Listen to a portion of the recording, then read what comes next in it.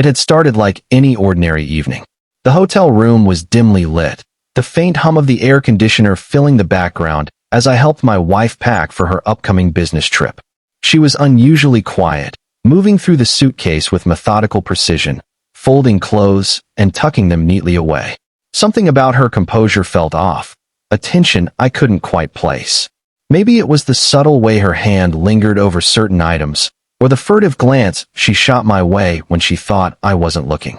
My stomach churned with unease, though I tried to push it aside. I told myself I was imagining things. After all, we had been married for 5 years. Trust should come naturally, right? I continued arranging her things, sliding shirts into compartments, packing her shoes, and folding her dresses, until a small, oddly shaped box caught my eye. It was tucked into the corner of her suitcase, almost invisible among the neatly stacked clothes.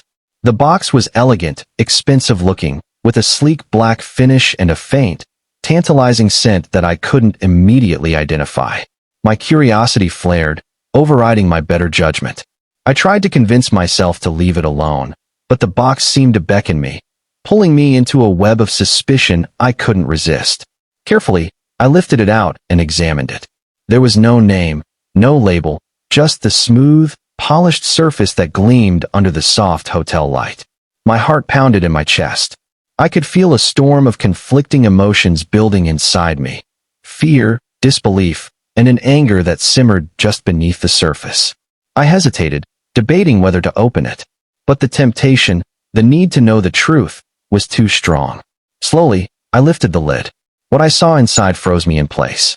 A small, provocative toy lay nestled in satin lining, and next to it was a folded piece of paper. I picked it up with trembling hands and unfolded it. The handwriting was unmistakable, flowing and deliberate, filled with words that made my stomach twist, declarations of desire, secret promises, and intimate messages that had nothing to do with me. My wife's boss had written it, confessing feelings and intentions that were meant to remain hidden, but now, painfully, they were laid bare before me. Every word burned like acid, and I felt an icy rage creep through me, wrapping around my chest and squeezing my heart. I sank onto the edge of the bed, trying to process what I had just discovered. I stared at the toy, then at the letter, my mind racing. 1,000 questions screamed inside me. How long had this been going on? How could she hide this from me?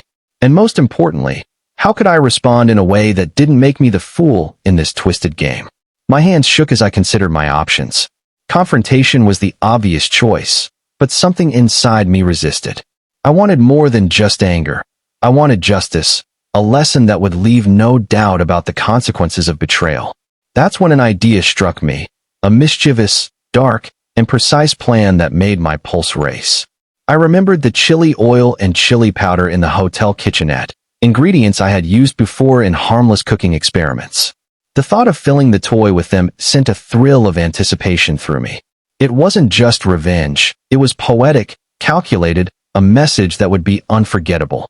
My fingers moved almost automatically as I retrieved the condiments, carefully unscrewing the toy's hidden compartment and pouring the fiery mixture inside.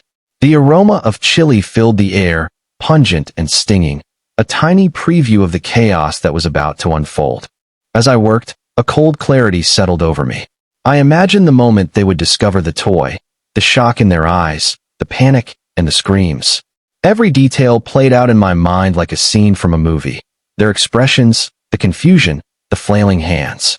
I laughed quietly to myself, a low, almost sinister sound that felt good to release. I felt powerful, in control, no longer a passive participant in this betrayal. My mind mapped every possible scenario, every outcome, ensuring that my plan would unfold perfectly, leaving no room for error.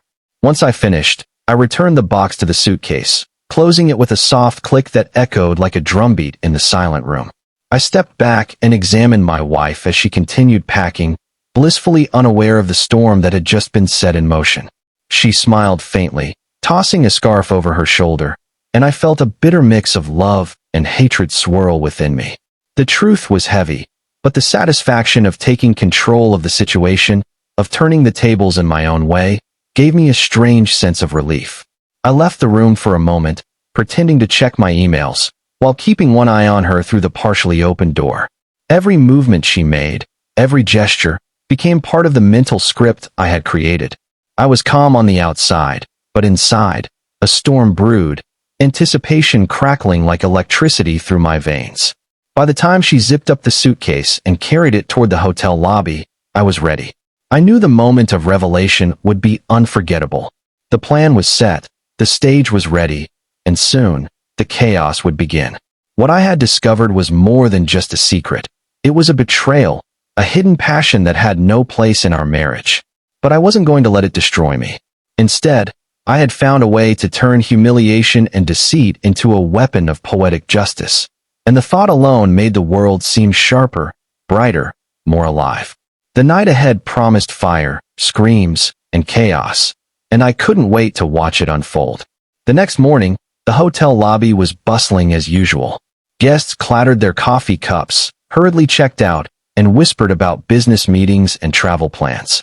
I sat at a corner table, pretending to scroll through my phone, but my eyes never left the suitcase my wife had carefully carried in. The calm on my face belied the storm of anticipation inside me. The box inside that suitcase, the one I had secretly altered, was about to ignite a scene that no one would forget. I watched her as she met her boss in the lobby. He was smiling, the kind of smile that suggested confidence, charm, and a little arrogance. They exchanged polite greetings, shook hands, and leaned toward each other, speaking in low tones that no one else could hear. My stomach tightened. Every movement they made reminded me of the betrayal I had uncovered, the secret messages and promises that had been hidden behind closed doors. But I wasn't consumed by anger anymore. I was focused, precise, and ready. As they prepared to leave, my wife picked up the suitcase, completely unaware of what it held. I followed behind subtly, careful not to be noticed, while keeping my phone ready to capture every reaction. They reached the small hotel elevator, and as the doors closed, I could see her hand instinctively touching the box inside, as if checking one last time that everything was intact. The thrill of anticipation made my heart pound like a drum in my chest. Moments later, it happened. The toy, now filled with chili oil and powder, was accidentally activated as she tried to unzip the inner compartment. The reaction was instantaneous. The boss's eyes widened first, then narrowed in shock, while my wife's face contorted in disbelief. The smell hit them before anything else. The sharp, stinging scent of chili filled the air, suffocating and impossible to ignore. Their hands flailed as they tried to contain it, but it was too late. The pain, the burning, and the sudden, overwhelming heat took over. Screams erupted, sharp and piercing, echoing through the hotel lobby like a chaotic symphony. Guests turned, coffee cups trembled in hands, and a few people dropped their phones, their eyes wide with disbelief. The pair ran toward the restroom in desperation, slapping at their faces, coughing and spluttering, leaving a trail of chaos behind them. People whispered and gasped, some laughing nervously, others shaking their heads in astonishment. I sat back calmly, sipping my coffee, letting the scene unfold exactly as I had imagined it. It wasn't just revenge, it was art, a perfectly executed lesson in poetic justice. I could see the boss stumbling, his expensive shoes sliding across the lobby tiles, and my wife rubbing her eyes frantically, her cheeks red with embarrassment and a little pain. The contrast between their previous smug composure and their current helplessness was almost intoxicating. I allowed myself a small smile, not out of cruelty, but from the satisfaction of balance restored. No words were needed, the message was clear. Deception and betrayal could not hide forever, and sometimes, justice came in fiery, unforgettable ways. Once the chaos settled, the hotel staff began to intervene, helping them clean up and restore order. The whispers of onlookers grew louder as the story of the fiery incident spread through the lobby. Some guests even asked if it had been a prank, though the expressions on my wife's and her boss's faces left no doubt about the truth. I watched quietly, knowing I had orchestrated something memorable, something that would linger in their memories far longer than any words of confrontation ever could. Later, when we were alone, I confronted my wife calmly. The anger had transformed into a quiet resolve. I saw everything. I said softly, not shouting, not crying, just letting the words land with weight. and I decided to handle it differently. You need to understand that actions have consequences, and betrayal isn't something I let slide. Her eyes filled with a mixture of fear, regret, and shock, and for the first time in a long time, I saw vulnerability instead of arrogance. The moral of the story hit me as I watched her leave to face the fallout of her choices. Revenge is not just about punishment. It's about reclaiming control over your life, your dignity, and your peace. It is about ensuring that deceit and betrayal are met with consequences that cannot be ignored, while still maintaining your composure and strength. True justice doesn't always come from shouting or confrontation. Sometimes, it arrives silently, cleverly, and decisively. In that hotel, amid the chaos of screams and fiery reactions, I realized something else too. Anger alone can destroy, but patience, planning, and precision transform it into power. By waiting, observing, and acting with intention, I had turned a moment of personal betrayal into a lesson they would never forget. I hadn't ruined anyone physically, but I had restored balance, reminded them of morality, and asserted that betrayal has consequences. As I finally returned to my room, alone with my thoughts, I felt lighter. The fire of revenge had been delivered, not recklessly, but artfully, with precision, and with a lesson embedded in every scream, every flailing hand, and every red-hot reaction. Sometimes, life teaches lessons in the most unexpected ways, and sometimes, the most unforgettable lessons come with a little heat, a little chaos, and a lot of poetic justice. And from that day on, I understood that true strength isn't in rage.